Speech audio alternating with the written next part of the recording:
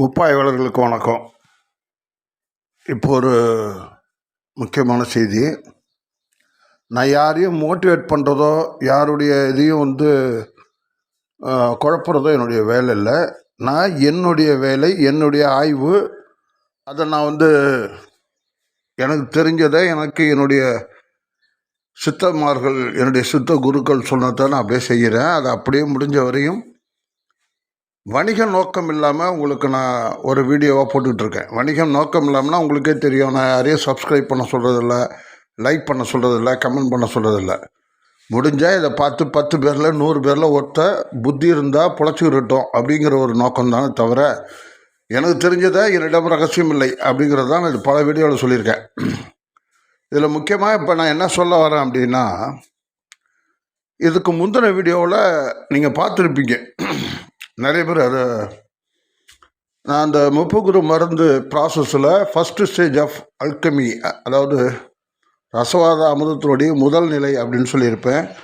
அதிலிருந்து பீக்கா கலர்ஸ் உள்ள நிறங்கள் உள்ள அந்த பபிள்ஸ்லாம் அந்த மருந்து டைஜஷன் பண்ணது போக மற்றதெல்லாம் வெளியில்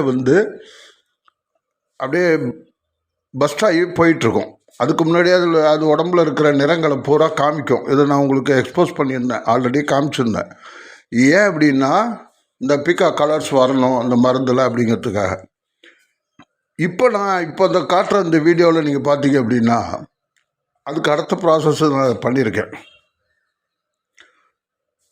இதில் பார்த்தீங்க அப்படின்னா, எனக்கு சில விஷயங்களை நான் உங்கள்கிட்ட ஓப்பனாக சொல்லிடுறேன்.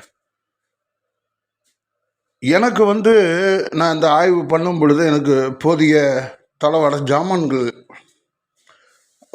பார்த்தீங்கன்னா, இப்போ இந்த வீடியோவில் காட்டுறத கூட பார்த்தீங்கன்னா, ஒரு சின்ன அகலில் நிறைய அளவு தம் பண்ணி அதை புடம் போட்டிருப்பேன்.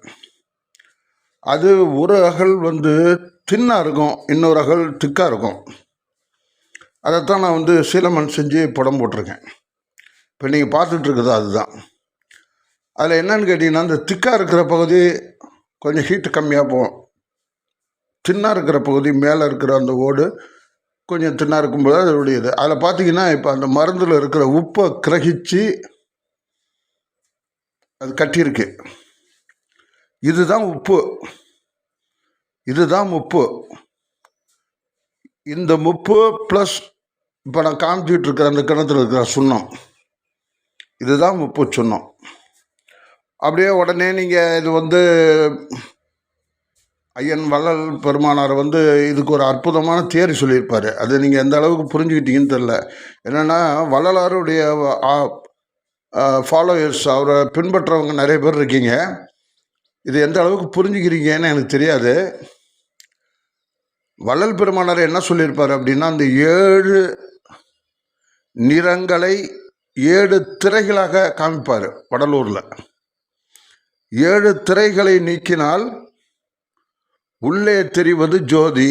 அப்படின்னா என்ன அர்த்தம்னா, அந்த 7 திரைகள் அப்படிங்கிறது 7 நிறங்கள், அதான் அந்த பீக்கா கலர்ஸ். அப்போது அந்த 7 நிறங்களையும் ஒவ்வொரு ப்ராசஸ் மூலமாக நீக்கிக்கிட்டே வரணும் அப்படின்றது பெருமானாருடைய தத்துவம். அவர் சொல்லியிருக்கிற ஒரு அறிவுரை. நமக்கு இந்த முப்பகுரு ப்ராசஸ் எப்படி பண்ணணுங்கிறத அதற்கு ஒரு செயல் வடிவமாக தான் இன்றைக்கும் அந்த பூசத்தில் மாச பூசமாக இருக்கலாம், தை பூசமாக இருக்கலாம், 7 திரைகளை நீக்கி காட்டுவார். 7 திரைகள் என்பது 7 நிறங்கள். இந்த மருந்தில் இருக்கிற 7 நிறங்களை ஒன்றா நீக்கிக்கிட்டே வரணும். எல்லாமே ப்ராசஸில் தான் நீக்க முடியும். அந்த மாதிரி நீக்கிட்டோம் அப்படின்னா நமக்கு ஜோதி தெரியும், அப்படின்னா சூரியன் தெரியும் அப்படின்னு அர்த்தம். அதுதான் உண்மையான ஃபிலாசபர் ஸ்டோன், அதுதான் உண்மையான மருந்து. பெருமானார் அதை தான் சொல்கிறார், 7 திரைகளை நீக்க வேண்டும். அவர் நீக்கி காட்டுறார் அதை. இது எத்தனை பேர் புரிஞ்சுக்கிட்டு அது ஒரு ஒரு சீனாக பார்ப்பீங்க, அது ஒரு காட்சியாக தான் பார்ப்பீங்களே தவிர, ஏன் இந்த 7 திரைகள் நீக்கப்படுது, அந்த ஒவ்வொரு திரைக்கும் ஒவ்வொரு நிறம் காட்டுவார். அது இப்போ முறையாக செய்கிறாங்களா என்னங்கிறது எனக்கு தெரியல. ஆனால் அதோட ஃபார்முலா அதுதான். அதனால் அந்த 7 திரை நீக்கிறதுல ஒரு 2 ப்ராசஸ் பண்ணி இப்போ நான் இந்த ஸ்டேஜில் இருக்கேன். அதில் பாருங்கள், அந்த புடம் போட்டதில் உப்பே தனியாக கட்டி மேலே நிற்கிது. பாத்ரூம் தான் போக போகிறேன். இது வந்து நம்ம அந்த உப்பு இந்த உப்பு வந்து கெமிக்கல் உப்புலாம் கிடையாதுங்க. நம்ம சாப்பிட்ற சாப்பாட்டு பொருள்ல இருந்து எடுத்தது. சாப்பாட்டு உப்பு அல்ல, நல்லா புரிஞ்சுக்கணும். இதை நான் வந்து சோடியம் குளோரைடு எடுக்கவில்லை. இது வந்து நம்ம சாப்பிடக்கூடிய அரிசி, கோதுமை, மற்ற தாவர பொருள்கள்லேருந்து எடுத்த உப்பு. அது கட்டி நிற்கிது. இதை வந்து 3 வகையான உப்புன்னு சொல்லுவோம். அந்த உப்பு அதுதான் இப்போ நான் இந்த வீடியோவில் போட்டிருக்கேன். இதையும் சுண்ணத்தையும் ஒன்றா சேர்த்திங்கன்னா அருமருந்து ஆகிடும். அதுக்கு பேர் முப்பு சுண்ணம், குருமருந்து சுண்ணம்.